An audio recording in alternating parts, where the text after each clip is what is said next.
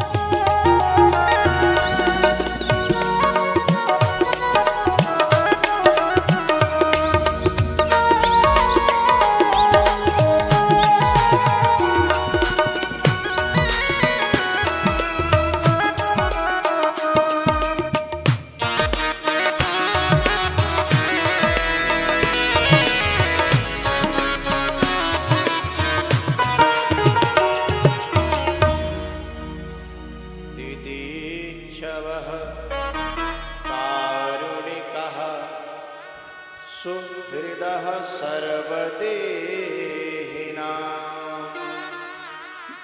भगवान ने कहा मां, इसी बात को ज्यों के त्यों गोस्वामी जी ने भी कहा है। बूंद आघात सहहि गिरि कैसे, खल के वचन संत सहज से। तितिक्षव, जो संसार के कटु वाणी को, कटु बोलों को जो सहन कर ले और अपनी इस सहन शक्ति को बढ़ाने में साधना करे, वह साधु है मां। दूसरा कारुणिक, वह करुणावान बहुत होता है। संसार के लोग तो इतने कठोर होते हैं, अपने फायदा के लिए लोग किसी को भी मौत के घाट उतार सकते हैं और उतरवा सकते हैं, लेकिन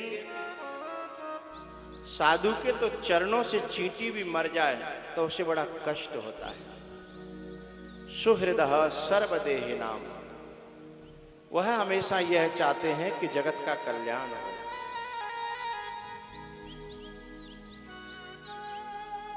आकाश में जो चील उड़ती है ना, अभी तत्काल जब शुरू हुआ ना तो सेटिंग बहुत अच्छी होगी अपने आप, उसी पे रहो।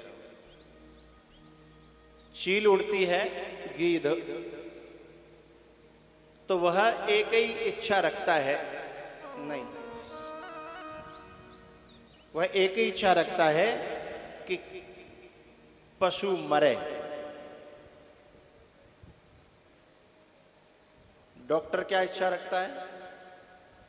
कोरोना ज्यादा फैले, हैं? वकील क्या इच्छा रखता है? आपस में इतने लड़ाई झगड़े हों कि मेरी वकालत बढ़िया चले।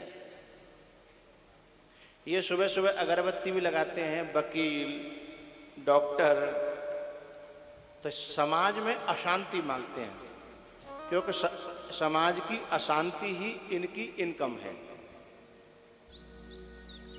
लेकिन एक साधु जो होता है, जो गुरु के पद पे बैठा होता है, वह परिवार में, शिष्यों में, समाज में वह शांति स्थापित करना चाहता है और भगवान की भक्ति की स्थापना करना चाहता है। क्योंकि समाज का दुख, शिष्यों का दुख ही गुरु के हृदय में दुख पैदा करता है क्योंकि उसका स्वयं का अपना कोई दुख नहीं होता।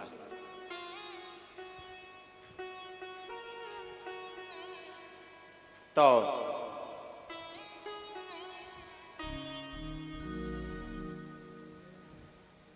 अजात शत्रवः शांता, संत का आगे का लक्षण है अजात शत्रवः, उनका कोई शत्रु नहीं होता।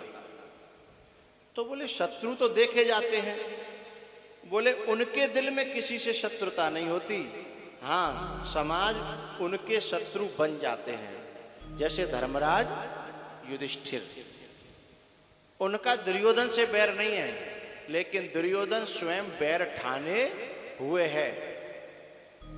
और शांता साधवः साधुभूषण, और भगवान कहते हैं मयि अनन्येन भावेन भक्तिम कुर्वन्ति ये दृढ़ाम। अरे मां, जो दृढ़ भावना से मेरी भक्ति करते हैं, मत कृते त्यक्त कर्माणस त्यक्त स्वजन बांधवा, जो मेरी खातिर संसार के सारे संबंधियों को त्यागने की जिनमें क्षमता है, वही मेरे सबसे प्यारे साधु हैं।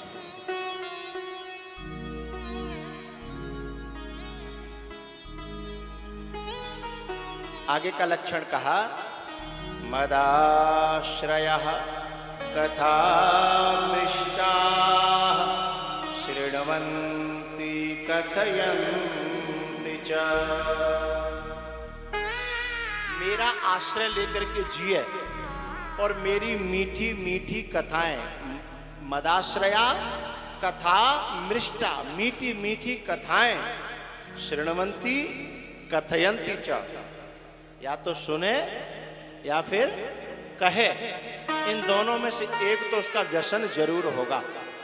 कहने वाला होगा तो कहने का व्यसन, और सुनने वाला होगा तो सुनने का व्यसन।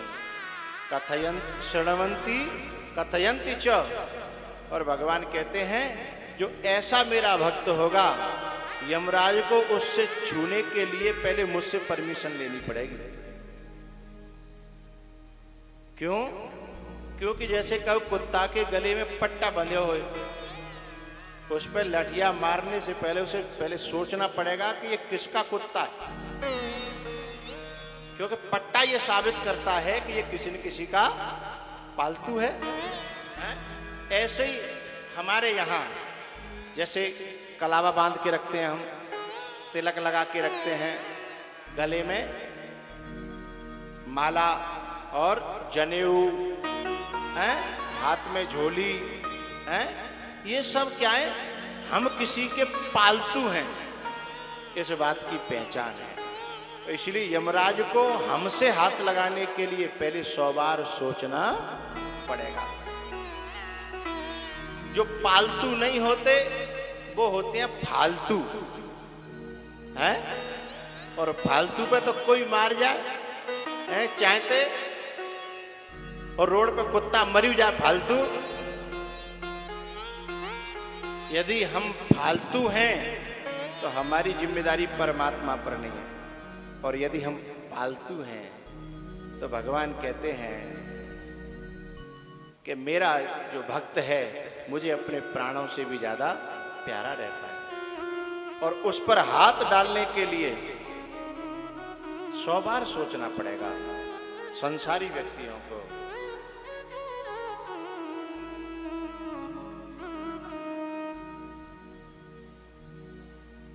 इस प्रकार से संतों के लक्षण बताए, और एक बात और कही कि मां,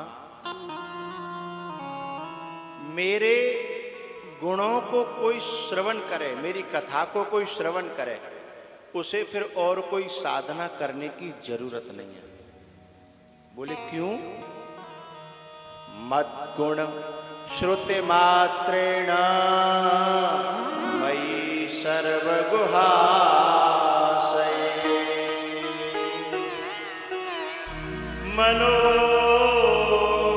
मनोगतिरविच्छिन्ना यथा गंगाम्भसोऽबुधौ।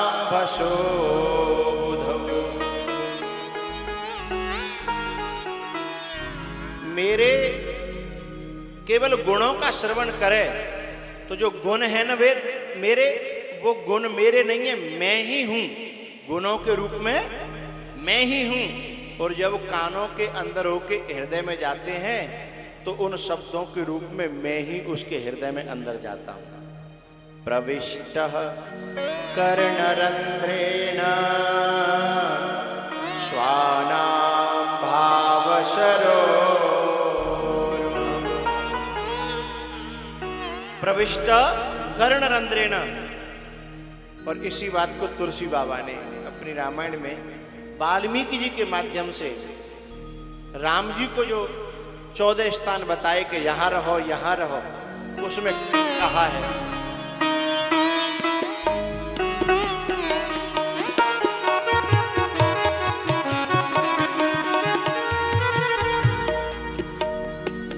जिनके श्रवण समुद्र समाना,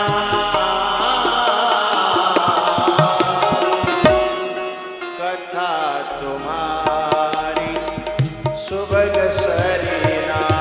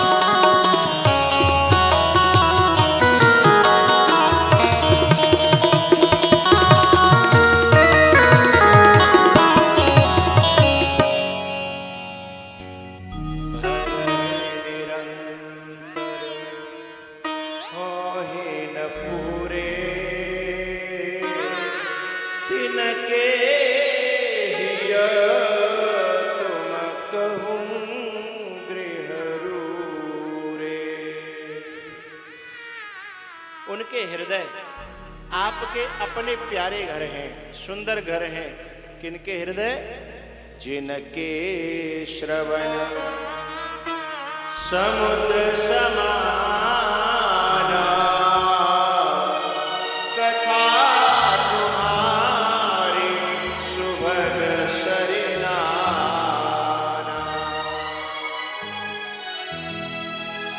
तो यहां भगवान कहते हैं मद गुण श्रुति मात्रेण। जैसे लिखा रहता है मात्र शुल्क मात्र 100 रुपया, मात्र लगा देने से बोले इतने मात्र से काम हो जाएगा और ज्यादा की जरूरत नहीं है। इसलिए सनत कुमार जीवन मुक्त महामुनि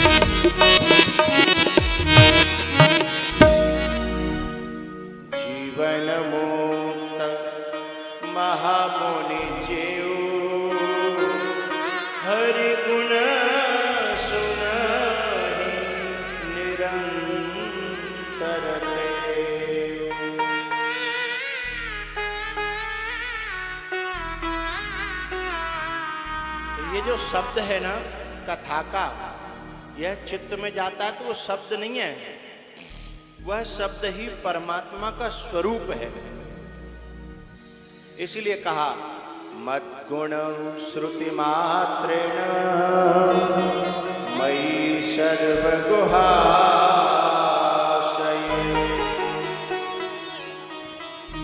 इस प्रकार से कपिल भगवान ने अपनी मां का कल्याण किया।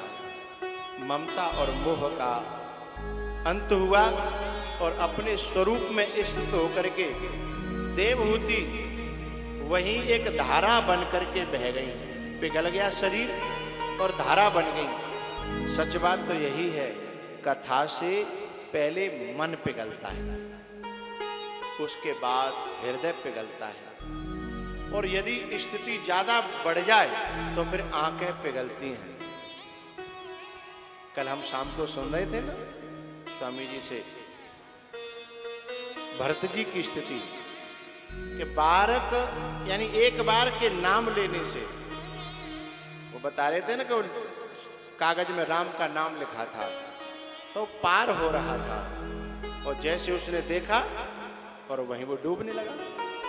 तो कह एक बार भी भगवान का नाम लिया जाए तो वो तरन तारन बन जाता है, लेकिन कैसे? भरत जी की तरह। पुलक गात हियसिय रघुवीरु, नाम जी जप लोचन नीरु। पुलक गात यानी पहले मन पिघला, हृदय पिघला, फिर आंखों में होकर के वो पिघलनापन बहने लगा। लेकिन जब स्थिति ज्यादा बढ़ती है ना तो आदमी का शरीर भी पिघल जाता है। ऐसा देवहूति के साथ में हुआ और वह धारा बन करके बह गई।